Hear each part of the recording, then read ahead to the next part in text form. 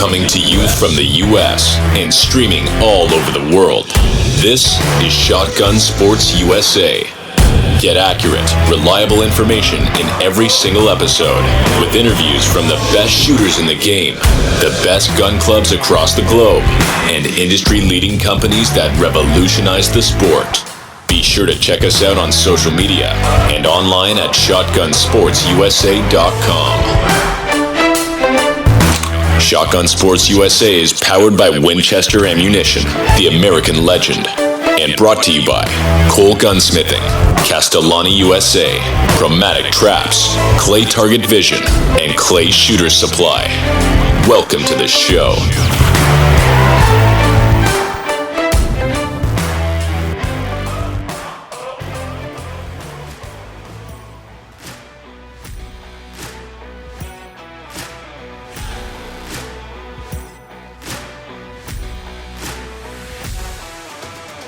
My guest today has one of the leading YouTube channels in sporting clays and shotgun sports, with over 100,000 subscribers and filming everything from factory tours to sporting clay competitions all over the world and everything in between. He has figured out a way to create stunning videos showcasing our sport, the manufacturers, and the people in it. Please welcome to the show, Jonny Carter with TGs Outdoors.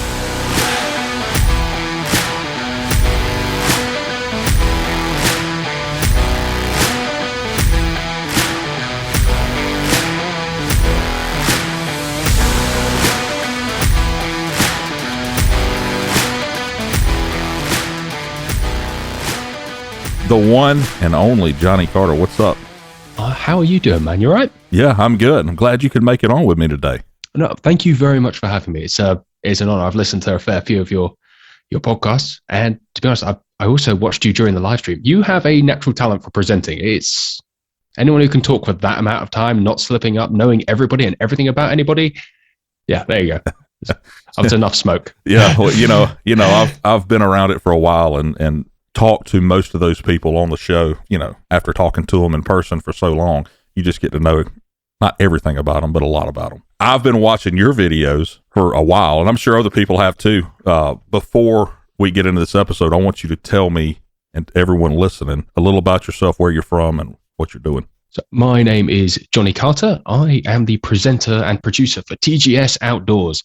Our business is twofold. Everyone will know what we do on YouTube, or hopefully will know what we do on YouTube. We started a YouTube channel 6 years ago when I was running a gun shop, just to share information on shotguns, because there was nothing out there by a professional, and I felt the need to, because we were having customers come in a lot who had seen videos done by not professionals who had perhaps shot like one gun in their lives, reviewing said gun, and it wasn't helpful to us on a daily basis. And I know my sales sort of guys at the time didn't like it as much as I didn't. So we started that. And then 4 years ago, we sort of had some legs. I hired a proper full-time videographer, the legendary Sasha, who's still my right-hand man today.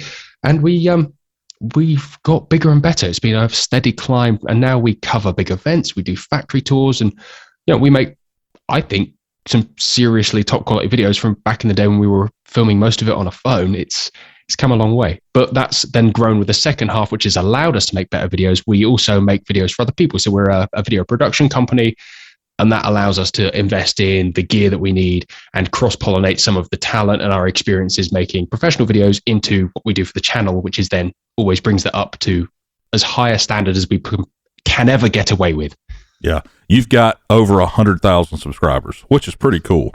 You know, I don't know anybody with 100,000 subscribers. You know me. Yeah, I know you. So that's something. So have YouTube gives out an award called the Silver Creator Award when you hit 100K. Have you got that yet?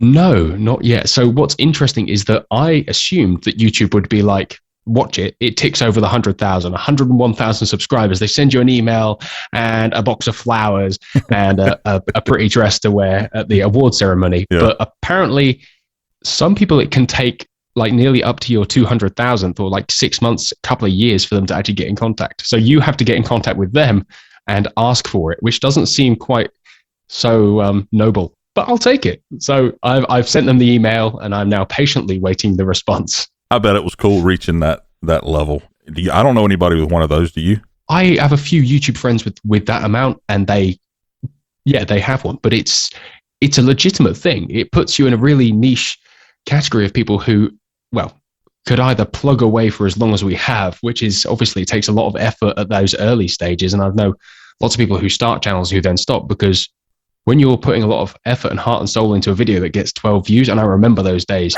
wholeheartedly, it sucks. So, and you have to do that for years, a couple of years, and then you might have 1,000 subscribers. And after that, it obviously, the graph grows exponentially. As you get more views, you grow faster, but not necessarily either. So we've been on a fairly steady climb for a couple of years after a little spike, but it legitimizes the work we've done. And I must admit, I'm very proud that we've reached this point. And I don't like to, it always feels smug or self-promoted to be like, I've got 100,000, but it really genuinely made me happy. We had, it was a great day. It really was a great day. Yeah. All right. TGS Outdoors. What does that stand for? So originally it stood for the gun shop, and now it stands for TGS. So it's not the gun shop anymore. It's the gun show. Well, so we kind of informally call it the gun show, but we all just call it TGS, and everyone calls it TGS. We tried changing our name a little while ago, which didn't go particularly well for various reasons. And so we changed it back to TGS within about a week for various legal reasons. And we love the whole TGS concept. And as long as people just think we're TGS and not the gun shop, we don't feel the need to change it at the moment. Tell me about how you decide on what videos you're going to do, like your content. How do you decide on what you're going to do this week or next week or whatever it is? It's a bit of a mix. So I love the opportunity that I have doing this, and I'm very grateful to be in the position I am. It's out of all the jobs I'd ever be good at, one that is this creative is something that I'm good at. I'm constantly thinking, constantly coming up with ideas, and it truly annoys everyone around me that I'll come up with 6 ideas and do none of them on a regular basis. So when it comes to videos, we'll have brainstorming things. We travel a lot of time in a car. We'll throw ideas around. We'll see things that people want. We'll get requests, and some of the videos are paid for by sponsors, and some of them obviously require a lot of collaboration. You know, if going and doing a factory tour is a huge job, so that requires not always money, but it requires a factory to let you in the door for starters, right, and then allow you access, and then sort of getting there, filming it and editing it it's a big deal. So you can't be doing those every week because it's a sort of a month-long project to make it. So it's about coming up with great ideas and then actually making them a reality, whether that's through sponsorship or through just funding them off our own back, because obviously we get about 50 pence a day off of YouTube, which is very kind of them. But you need to make good content, and we are still here to serve the industry that we started, or the community that we started to serve in the beginning, as well as have fun.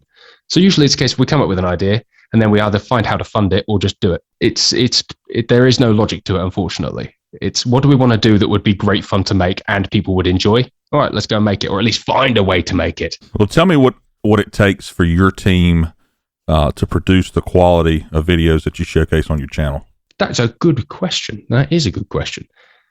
Time and experience. I'm really, truly blessed to work with the guys I do. And I say, so having Sash as my right-hand man, we are both we're workaholics, and we live this job. We love this job, and we always strive to do the best. So it's not hard to maintain the quality. I think it is just a case of having the right equipment to do it and the experience to back it up. The first time we filmed clay shooting, I mean, that video is on the channel somewhere. It's okay, but it's bad. But, you know, we've optimized our gear and learned across time that this is what you need to produce a good video. And we do that with everything. The first time you do anything, it's always going to be suboptimal. You take your experiences into it and your passion and your work ethic, and you go, all right, so we need to get, because we've never done this thing before. Let's, for example, the Nationals. We've never filmed the Nationals before. We had no idea how to best do that. It's a case of, all right, this is what we think will make a good video. Let's get all of that, and then we'll review it when we get home, and we'll get twice as much as we need in those scenarios where we don't know how to produce the best of something.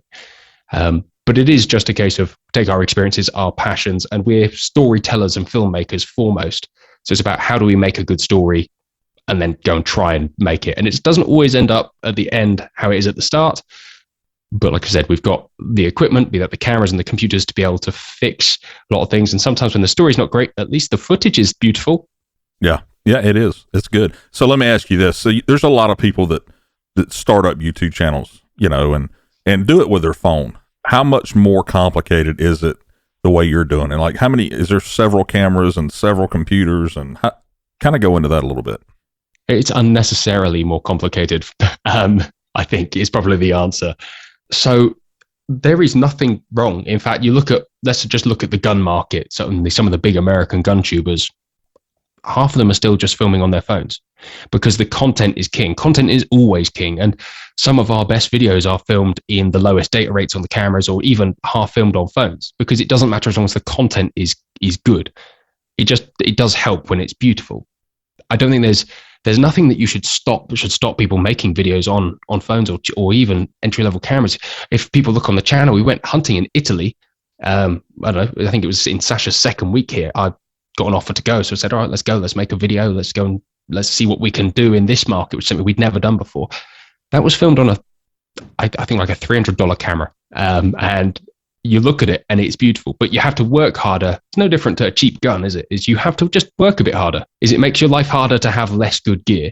Although with an iPhone, actually, it makes filmmaking significantly better because those iPhone cameras are insanely good. They can expose the highlights. They've got obviously built-in software HDR, high dynamic range, so they can expose for the sky, they can expose for the background. Hence, when filming clay shooting, actually a phone is optimal a lot of the time because it picks everything up. Filming on a camera, it really has to be a very specific type of camera and setup, and you have to get kind of lucky and know what you're doing to try and get a clay beautifully flying through the air. It's a lot easier just to film it on a phone. A lot of the time, and I don't think people ever clock it. We put quite a bit of phone footage into our films when filming with a camera is suboptimal. I didn't know that. I figured a high-dollar camera would catch those clays better than a phone. I guess not. Phones are amazing. Like, do not underestimate the power of an iPhone camera. Is insane. Like, it's super stable and it can see everything. And the quality is nowhere near what it is on, let's say, I don't know, I've got an A7S III and a Lumix GH6 and all these brilliant handheld cameras. And you can make those cameras film a little bit like it, but they don't compare in certain scenarios. But the footage from an iPhone isn't beautiful, if we're going to use that word. It's not beautiful. It's very efficient. Has YouTube given you any kind of issues with firearm related content? Have they blocked you or anything like that? We had a strike in the early days, but that obviously wore out. I can't remember what it was. Something stupid. But no, we play it very safe. When you upload a video, you tell YouTube exactly what's in it, and then as long as you're honest, they're fine. Does it involve firearms? And then it'll ask you, does it involve sales pitches for firearms? Does it involve firearms used outside of a safe environment? Does it use X, Y, and Z? And as long as you tick the correct boxes, they're pretty good. We've not had any issues in a long time, but we've always been super cautious of it because if they took that away, that really takes away 6 years of hard work. For starters, I wouldn't say my life is so shallow that I don't know what to do without it, but I'd feel pretty bad. I'd feel pretty awful if all of that hard work went to nothing over just ticking the wrong box. What you do has been a topic over here in discussion, for a while now, and that is video in the sport. We've tried the PSCA and television, which is a cool idea, but it just didn't work out.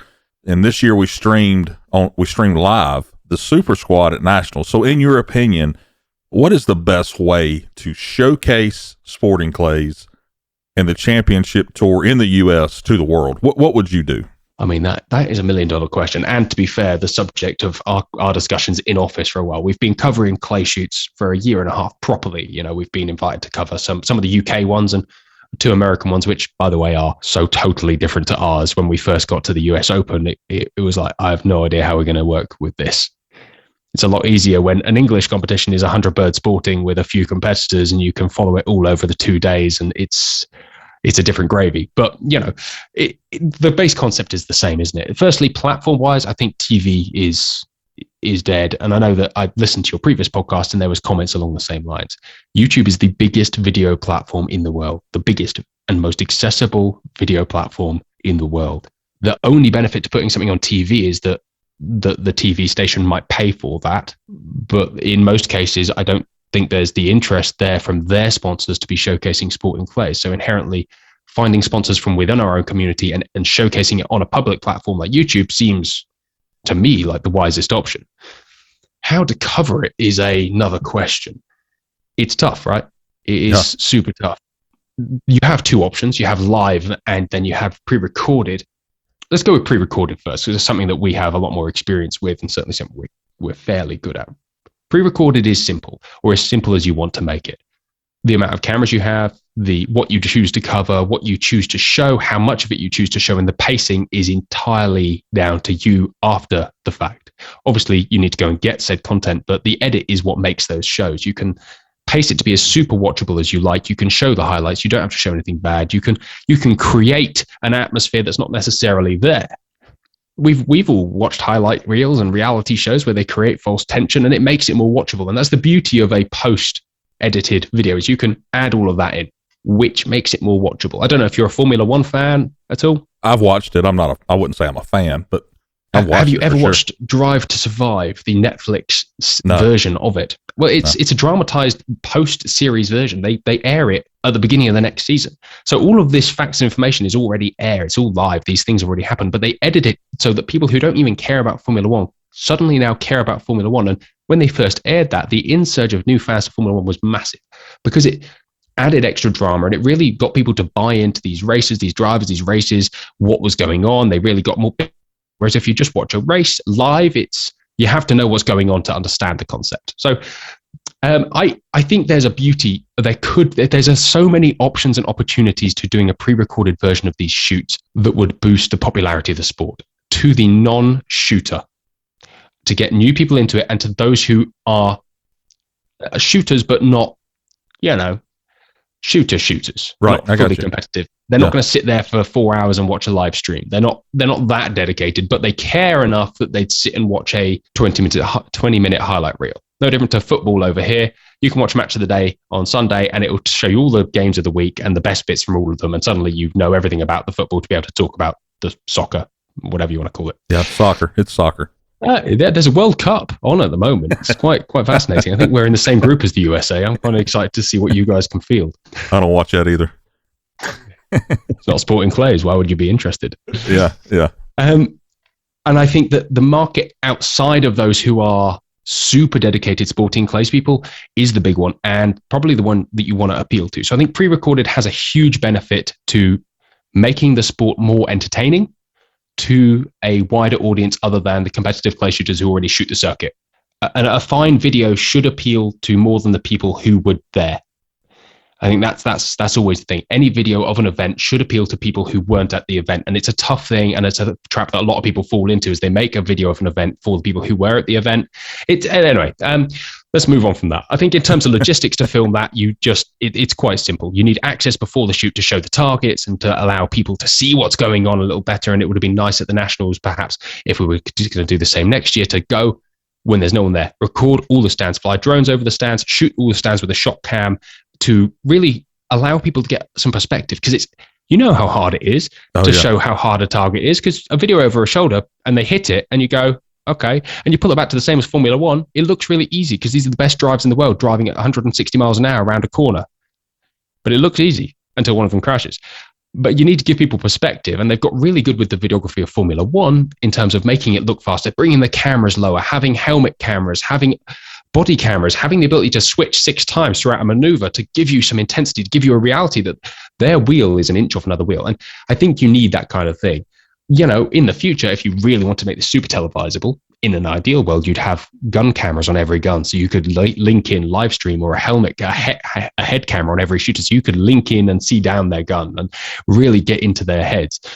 You talked about coming over here to the U.S. and how much different it is. So you were at the U.S. Open at Backwoods in South Carolina, and then you were at the National Shooting Complex in Texas. What do you think of the two tournaments, and how do they compare to what you were used to seeing where you're from? I mean, the scale is unbelievable by comparison to back home. We're used to, there might be 100 bird sporting and a couple of practice stands open, and that will be at one of the larger grounds. So Barbary, which is an hour away from me, which is a fantastic shooting ground, they'll have 100 registered and they'll have 10 stands open for practice. Or they'll have the British Open, they also had the British Open Sport Trap, and they had 6 practice stands open, but they had to get a lot in for that, and they used every square inch of that ground. And Josh up there is an amazing target setter, and Hugh is the boss. They did such a good job.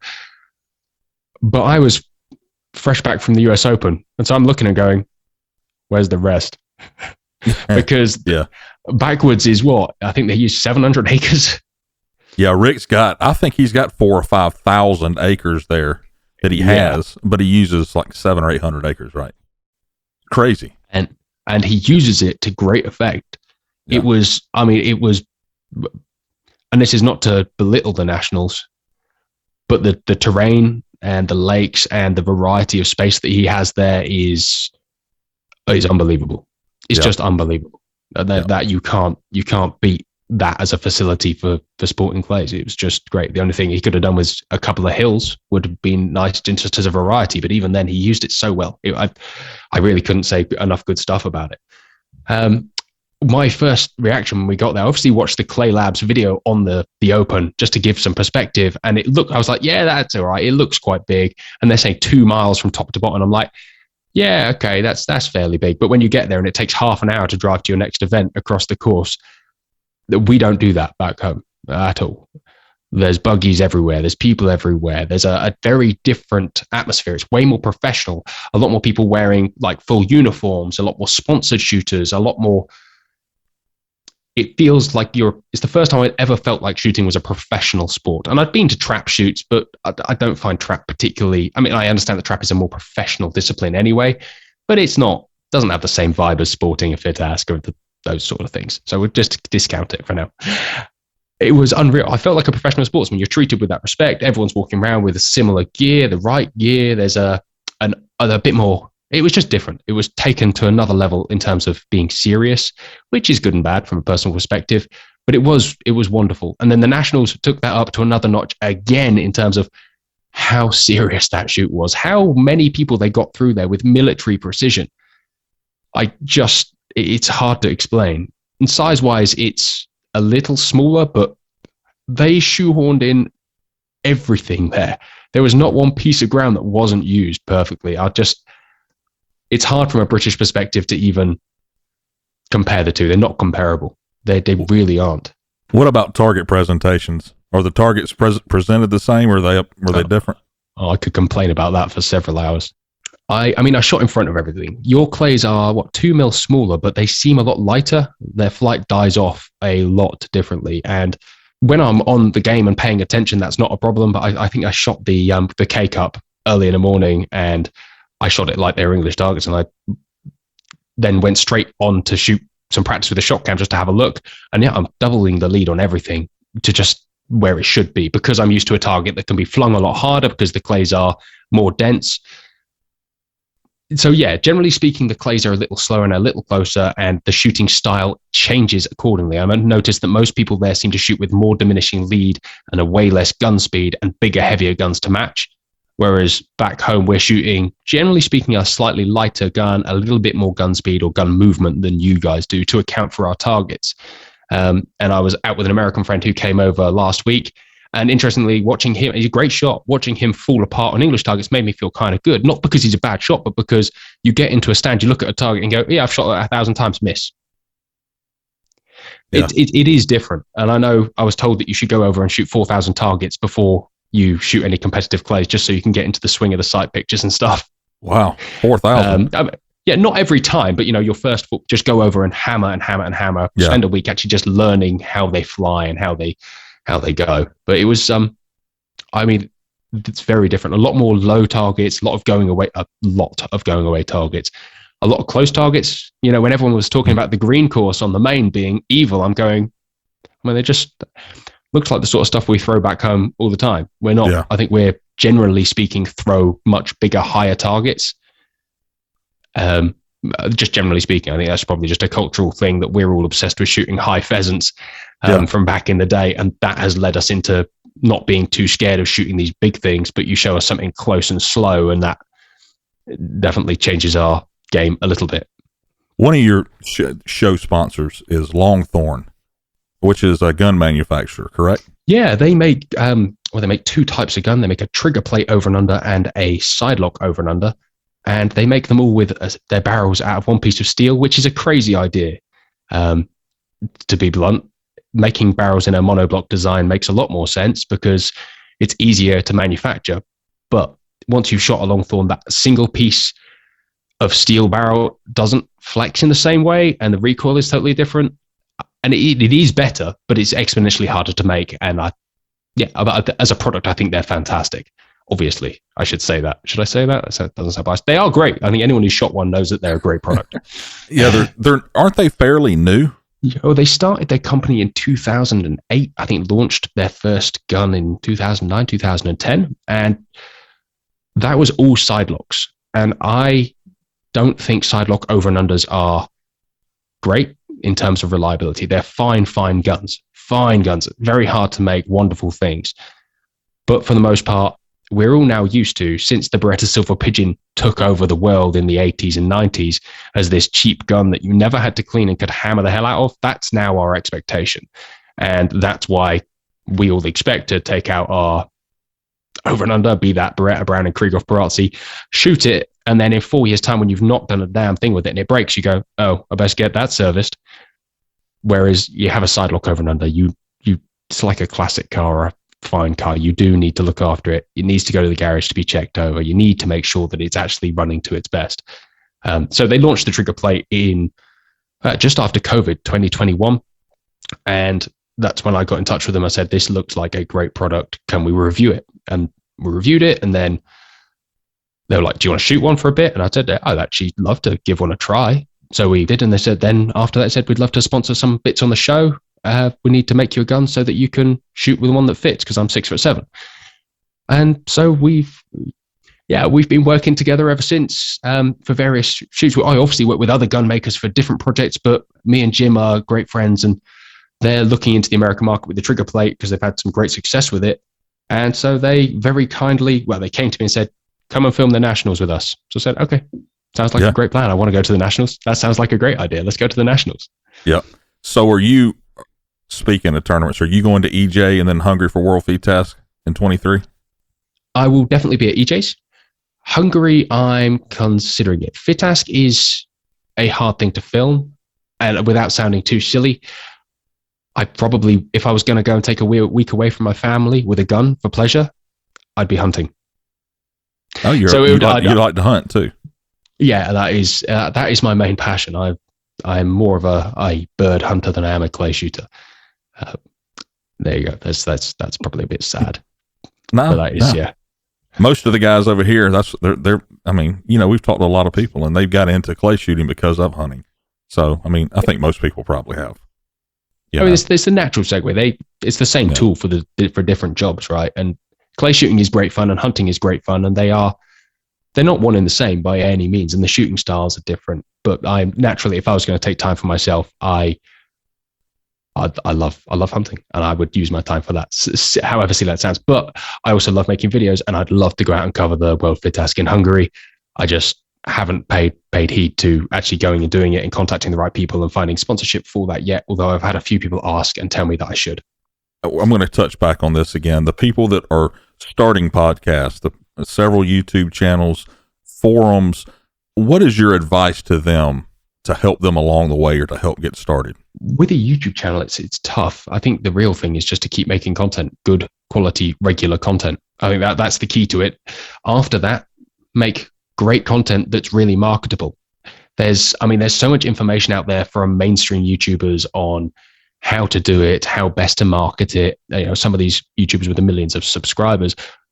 Remember that if it's to do with clay shooting, there aren't that many of us. Or it's a niche subject. So you're not going to be knocking it out the park and getting millions and millions of views, although you might. But if your subject is sporting clays, it's not going to appeal to X, Y, and Z unless you make it more entertaining. It's something we've been leaning on very hard, is to make our videos more entertaining. So if somebody accidentally clicks on it and go, this sport looks great, I've never even heard of clay shooting. Oh yeah, I'll give that a go. Or I've never heard of. I thought hunting was a bit weird, but it actually looks like something I want to do. But yeah, as I said, make some great content, make it regularly, and make sure that you actually make it marketable. Make it a video that people want to watch, and then make them want to watch it with a great thumbnail and a banging title. So that's the trick. A good thumbnail and a banging title. Well, that's it, mate. Clickbait. Clickbait is king. And, it sounds terrible, but that's how these mainstream YouTubers with millions and millions and millions of hits of video work. You want a title that makes people stop and go, what? And they read the title, and then the title needs to then go, what the? Click. 30-second hook at the beginning that makes you go, I want to see that part of the video, and then watch away. Once you've got them, getting them is the hard part. But it's about also making content that people want to watch. and making it watchable. Watchability is always the key, right? Once you've got them, you don't want them to go. It's a tough metric. Get them and then keep them. So the video that you made on Nationals was, it was really, really good. I watched that and thought, this is some really good content. For those listening, you need to go to his channel, TGS Outdoors, and watch the video that he made on the Nationals. He talks to Neil Chadwick. I think you did well with that. Oh, thank you very much. There's a few things we change next time, but like I said, you go into these situations not really knowing, and you don't have the context to be able to say, could we do this? Could we break some rules? Could we potentially do this? And they don't know us to be able to go, yeah, that's fine. Just don't use the shot cam. Don't show anyone the shot cam footage, or don't do this, or yes, you can come and play. But these relationships take time, don't they? And I'm hoping that when we come in next year, well, it's not, there's no if, when we come again next year, that we'll be able to take it up to another level again. What are Nationals is the one you want to come to next year again? Or do you want to go somewhere else? I think I'd like to make a better video than we did of the Nationals. That is something. I think what we did was great, don't get me wrong, but it's my job, same as all of our jobs here, to be self-critical, because you can't make something go, that's the best ever. You have to go, if I was to do that again, what did we do wrong? Yeah. How do we make this better? And as we said before, show the stands, shoot the main, show the main, talk to some of these pro shooters, not for a long time. We're not talking about making this video super long, because again, watchability is king. You don't want a 5-minute interview with somebody that is going to make somebody ever switch off. It's about, as soon as they start to get bored, bang, you hook them into something else. It's how you make a watchable video. It is inherently a bit toxic, because people should have the patience to sit through a 3-hour video, but they don't. So, you know what I mean? And like I said, I think right, 20 minutes is probably the 25 minutes. Is that about right? You can get away with 40 odd. You can get away with 40 odd. People will come back for more. Like, they'll happily sit for 10 or 15 minutes, but they'll come back for more. It's what we found. And I remember speaking to someone at a fairly big gun maker in their social media department about a video. I said, yeah, you shouldn't make it more than 2 minutes. No one watches more than 2-minute videos. You go, yeah, they do. Yeah, they do. We made a video at Rizzini that's an hour long, and the average view time over 100 and something, I've no idea. I should really know that off the top of my head. Some hundreds of thousands of views. The average view time is 23 minutes, which really goes against this whole 30-second video thing. I wouldn't want to watch one that was just 2 minutes. I'd rather watch one that's 20 minutes. Yeah, you think in our space, it's not like it's saturated, is it? There's probably four or five good YouTube channels, maybe 6 good YouTube channels in the shotgun space, maybe more. I don't want to offend anybody. There's loads of good YouTube channels in the shotgun space, but there's let's say there's six really great bigger ones. That's it. Go and look up any other sport in the world and how many thousands of hours of great content and coverage by professional videographers there is, let alone what's on telly or Sky or any of these things. The market is underserved. And right, what you said at the beginning is video is king. Problem is, our sport is very hard to video, and that's fine. And the shooters up to date haven't been used to that camera. So I was listening to your last podcast, and there was a discussion about, did the cameras affect you? And the answer is, of course, they probably will. But in every other professional sport, there are cameras everywhere at all times in your face. Look at American football or baseball. There's probably 50 or 60 cameras around the stadium flashing away, let alone those people who are just there, 100,000 people with their phones filming. As a professional sportsman, I feel like these people, they shouldn't have an issue with it. And I know you were discussing people, if you wanted to win, you should have to be in the super squad. I think that should be the case. If you're good enough. I think, if some wild card, some cowboy walks out of Wyoming and walks onto the stand with his Remington 870 and straights the entire course, maybe that's another question. But if one of these professionals just wants to bow out, then that's a different gravy. You should do what everybody else is doing that's going to win, that has a chance to win the tournament. I mean, why not? Yeah, and it promotes the sport to have all these professionals together. It's cool. It's unbelievably cool, I think. I'm thinking about this video you made at Nationals. And you went to, I don't know if it's that video or another video you did, but you went to the boot store and bought a bunch of clothes to try to fit in, and nobody here was dressed like you. Yeah, I know. It was amazing. That Yeah, first day in Texas video. But to be honest, no man wears cowboy boots in England. I mean, no normal human being anyway. But I think they're really cool. I think they're really cool. Have you worn them since you've been back? I took them out of the bag when I got home, and my loving other half, the mother of my children, told me to put them in the bin. So you threw them away? No, I put them straight on. Conflict is king. A house without conflict is not a loving home, or something along those lines. What's your goals for this YouTube channel in the future? That is a good question. And again, all things are about progress. And I think the journey of getting anywhere is always more exciting than the destination. So in terms of destination, I don't really have an end goal to this. It's just every year we go, what do we want to do this year? What do we want to achieve? This year, I wanted to come to America once and see what it was like because I'd never been. And I fell in love, to be honest. I've never felt more at home. I came home and asked if we could move our family there straight away, and the answer was no. Short of moving our like extended family and friends over there. Friends, you can find new ones, of course, but family's really important. Yeah. So that didn't happen. Seeing as I can't live there, I'd like to come there more. So in terms of what we'd like to do next year, I'd like to cover more major shoots. I think that is something that we like. We've covered a lot of smaller shoots and English shoots, and we're quite good at that. I think, you can look at the channel at some of like the Benelli SP Auto and the Hull Pro 1 Challenge and the World Skeet Masters. We're quite good at covering in an entertaining way these shoots. We haven't mastered it by any means, but it's really hard to go and cover a shoot like that when you know an 11-hour flight away, you've got what you guys have, which is, it's amazing. It really is. Yeah. From an outside perspective, I've had so many comments from English friends about the Nationals video going, I can't believe how far ahead or how advanced you are. And we talk about what we'd like to do with our Sporting Clays events and our sport over here. And it's basically saying what you've got and listening to what you're saying about how you want to take it further or how you don't think you're in a great place is kind of humorous to me. So I'm going, that is the most amazing. This is where we should be. There's nothing wrong with what you guys do. It is amazing. Yeah. Other than telling the world about it, which seemingly up to date, you've not been wonderful at, although obviously the PCSA and all these kind of things. And I understand it's because videoing clay shoots is next to impossible and making it entertaining. And I watched your live stream. That commentary made that video. Without the commentary, nobody would have stuck around. And it was great. I really thought it was great, by the way. I think you did a really sterling job. It's not many people can handle that kind of extended commentary because it's hard to keep people hooked for that long. So yeah, there you go. I've gone on a right tangent there. Sorry, I've lost myself. Yeah. So you want to just start videoing bigger shoots, basically. Yeah. So obviously, there's a few factories I'd like to go to next year.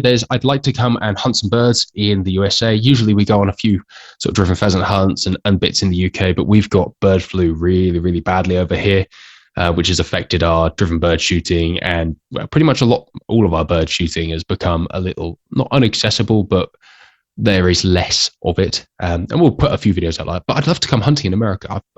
Your hunting style is very different, and from every state, for every bird species, there's something different. So as a culture, that's something I'd like to explore.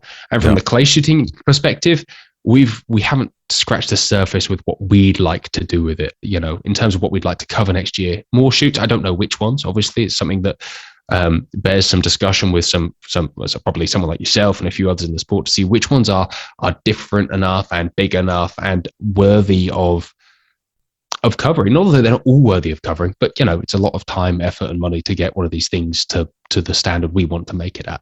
Yeah, I'd like to do it with an American co-host. I'd like to, like I said, have access to the course before it's done and really try and show this sport off for what it can be and try and take it and show the world outside of what we are, how exciting our sport is when you video it and edit it to make it as exciting as it feels when you're doing it. Because none of us will argue that shooting clays is amazing fun. The golf thing, where you see the trajectory of the ball and all of that, I think if somebody could figure out how to make that work, or if it might already be there, I don't know, but that would be cool to do. I think it would make it more interesting to watch. It's totally doable. I think you can quite easily do it, and we've discussed it in office. It's just about, again, cost and time and finding somebody who's happy for that to become a reality, because as much as we do quite a lot of our own back and with our own money just to try and do things we want to do, that's a job for someone. That's a proper job for someone to go through a course and spend probably days setting that up. And you can do it if you've seen the course, and you do it if that is the case, but doing it live, like doing golf with a camera and all of that, firstly, you need a static camera. With golf, that's quite easy, like, because the ball disappears into the distance and then you show the line.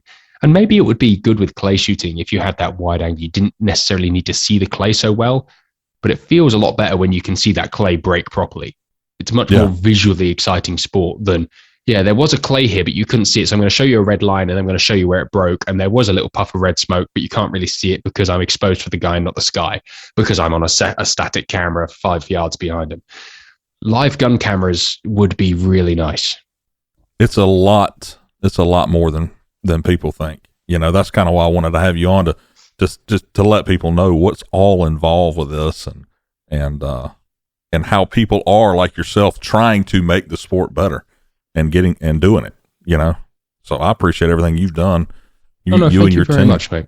Yeah, thank you very much. I think, like I said, nothing is impossible, but it is hard. It is hard to film and make good. And I think the live stream they did at the Nationals was amazing, to be fair.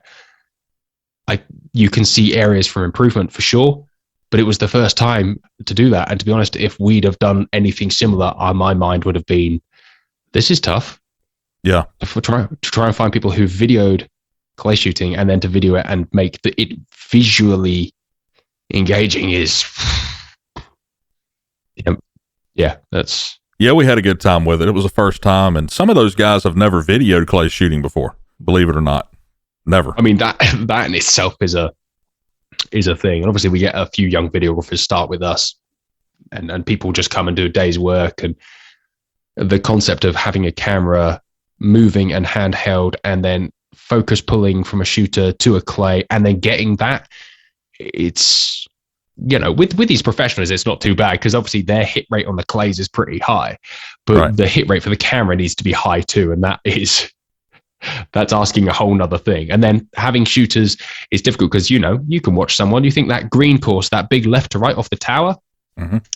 I sat and watched that for 10, 15 minutes, half an hour, and watched a heap of shooters shoot it. And very rarely do people shoot it in the same place as shooters. And then you get someone who's slightly less good. Maybe they'll shoot it in, or maybe even these better boys, they'll break it late the first time and go, ooh, I didn't like that. Then they'll break it early for the other three pairs. But having them, when I'm filming with Sash or we're filming with someone else, you can have a conversation like, where are you going to break it? How are you going to do it? Tell me, blah, blah, blah. Just prep me. You can't do that in a competition scenario. Be like, hold on, wait, I'm not rolling. I'm not focused for you yet. There's a lot less forgiving, isn't it? Yeah, that's right. Well, listen, I know you got things to do. I appreciate you spending some time with me today. I feel like you're doing something great, and I can't wait to see what you got coming in the future, and look forward to meeting you when you come back over here. Justin, no, thank you very much for having me. It's been just wonderful to talk. It's very rare that we get to actually discuss the logistics of what we do, but I really appreciate your support, and thank you very much for having me on. Tell everyone how to find you. If you go onto YouTube and type in TGS Outdoors, you will find us somewhere. We put up videos once a week to twice a week. We made an active decision to not have too regular a schedule, but every Sunday, there's always a video every Sunday of something, and it's always shotgun related. So hopefully you'll enjoy it. There you go. Let me know when you come back over here, and I'll get it lined up where we can hang out for a minute. Man, I really look forward to that. Thank you very much. All right, Jonny. Thanks, bud.